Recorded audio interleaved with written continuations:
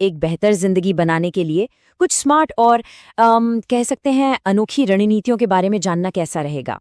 तो चलिए आज हम इसी रहस्य से पर्दा उठाते हैं। हम दो ऐसी तरकीबें सीखने वाले हैं जो शायद शायद हमारे सोचने का नजरिया ही बदल दें। अब ये सवाल, ये थोड़ा अजीब लग सकता है ना। मतलब परमाणु रणनीतिकार और ओलंपिक चैंपियन, दो बिल्कुल अलग दुनियाओं को भला क्या जोड़ सकता है।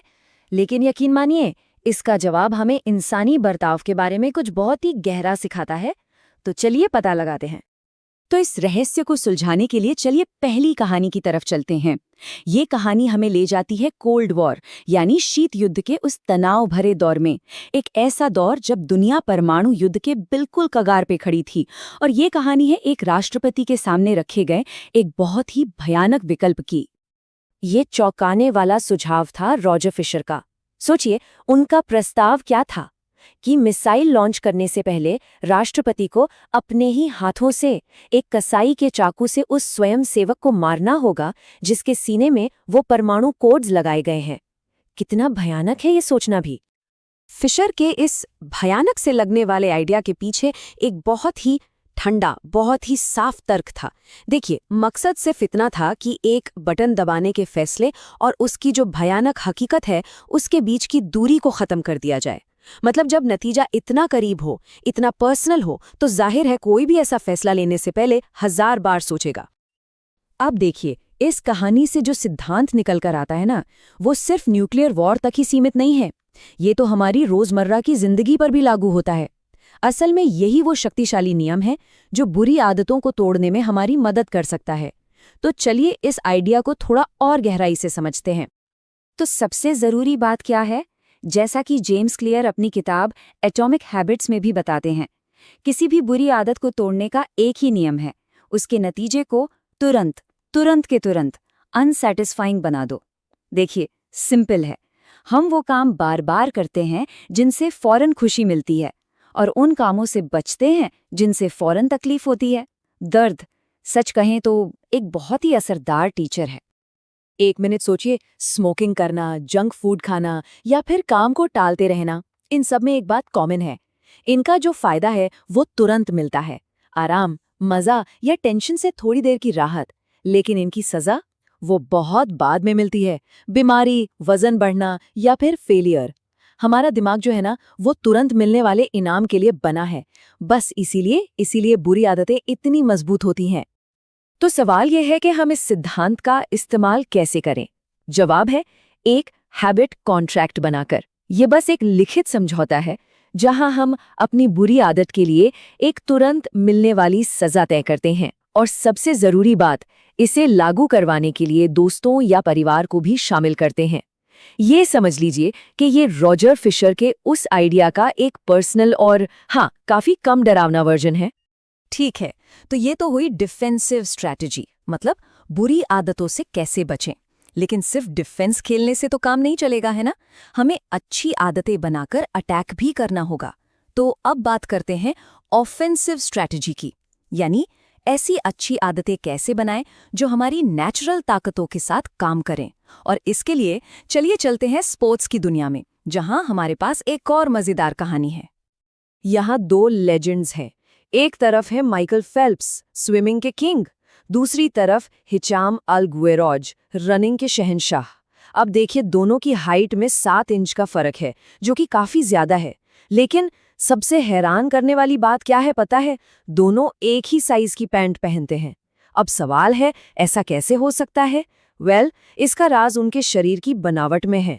फेल्प्स का धड़ लंबा है, जो उन्हें पानी में एक नाव की तरह तैरने में मदद करता है, और गुएरोज के पैर लंबे हैं, जो दौड़ने के लिए एकदम परफेक्ट हैं।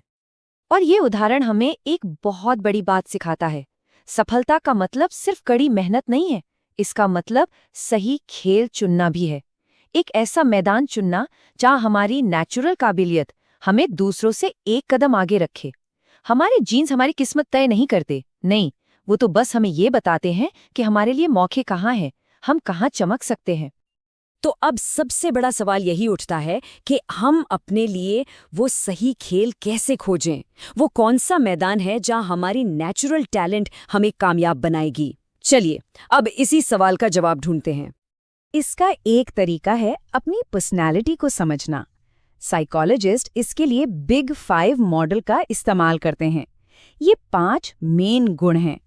अनुभवों के लिए कितना खुलापन है, हम कितने जिम्मेदार हैं, कितने एक्सट्रोवर्ट या मिलनसार हैं, दूसरों से कितनी सहमति रखते हैं और कितने इमोशनली स्टेबल हैं। मोटे तौर पर ये गुण बताते हैं कि हम अलग-अलग सिचुएशन में आम तौर पर कैसा बर्ताव करते हैं। और मजे की बात यह है कि ये गुण सिर्फ हमारी आदतें या पसंद नापसंद नहीं है, इनकी जड़ें हमारी बायोलॉजी में है। आपको जानकर हैरानी होगी कि स्टडीज में पाया गया है कि जो नवजात बच्चे तेज आवाज की तरफ मुड़ते हैं, बड़े होकर उनके एक्सट्रोवर्ट बनने की संभावना ज्यादा होती है। मतलब ये झुकाव हमारे अंदर जन्म से ही मौजूद होते हैं और जिंदगी भर हमारे बर्ताव को एक दिशा देते रहते हैं। तो जब हम अपने नेचुरल झुकाव को थोड़ा बहुत समझ लेते हैं, तब हम एक बहुत ही पावरफुल मॉडल का इस्तेमाल कर सकते हैं, जिसे कहते हैं एक्सप्लोर/एक्सप्लॉइट। इसका मतलब बहुत सिंपल है। शुरुआत में हम बहुत सारी नई नई चीजें ट्राई करते हैं, यानी एक्सप्लोर करते हैं। और फिर जब हमें पता चल जाता है कि क्या चीज हमारे लिए सबसे अच्छा काम कर रही है, जो हमारी नेचर से भी मैच करती है, तो हम उस पर अपना पूरा ध्यान लगा देते हैं, यानी एक्सप्लॉइट करते हैं। इसका एक वर्ल्ड फेमस उदाहरण है गूगल का 80/20 रूल। गूगल अपने एम्प्लॉयज को कहता है कि वे अपना 80% टाइम तो अपने ऑफिशियल काम पर लगाएं, लेकिन बाकी 20% टाइम वो अपनी पसंद के किसी भी प्रोजेक्ट पर खर्च कर सकते हैं। यही है वो एक्सप्लोर वाला टाइम। और पता है, जीमेल और गूगल न्यूज़ जैसे कमाल के प्रोडक्ट्स इसी 20% टाइम में बने थे। तो चलिए अब इन दोनों आइडियाज को एक साथ लाते हैं। हमने अब तक महारत हासिल करने के लिए 2 जबरदस्त रणनीतियां देखी हैं। पहली एक डिफेंसिव स्ट्रैटेजी, हैबिट कॉन्ट्रैक्ट वाली, जो हमें बुरी आदतों से रोकती है, और दूसरी एक ऑफेंसिव स्ट्रैटेजी, जो हमें अपनी नेचुरल ताकतों को खोजने और उन पर खेलने में मदद करती है। अब देखते हैं कि ये दोनों मिलकर एक ऐसी अनबीटेबल सिस्टम कैसे बनाते हैं। तो असली सबक क्या है? असली सबक ये है कि सच्ची महारत सिर्फ विल पावर का खेल नहीं है। ये एक ऐसा सिस्टम बनाने के बारे में है जो हमारे लिए काम करे। बुरी आदतों को तुरंत दर्दनाक बनाकर उन्हें मुश्किल बना दो, और साथ ही उन अच्छी आदतों को चुनो जो हमारी नेचर और टैलेंट से मैच करती हों। बात सिर्फ ज्यादा मेहनत करने की नहीं है, बात है स्मार्ट तरीके से मेहनत करने की। अपनी कमजोरियों को मैनेज करो और अपनी ताकतों पर खेलो। और आखिर में एक बहुत ही पावरफुल सवाल है जिस पर हम सबको सोचना चाहिए। वो क्या चीज़ है जो हमें तो मज़ेदार लगती है लेकिन दूसरों को काम लगती है? वो कौन सा काम है जिसे करते हुए थकान नहीं होती, जिसमें समय का पता ही नहीं चलता? जवाब जो भी हो, वही शायद हमारा असली खेल है, हमारा असली मैदान है। वो क्या है? इस पर ज़रूर सोचिएगा।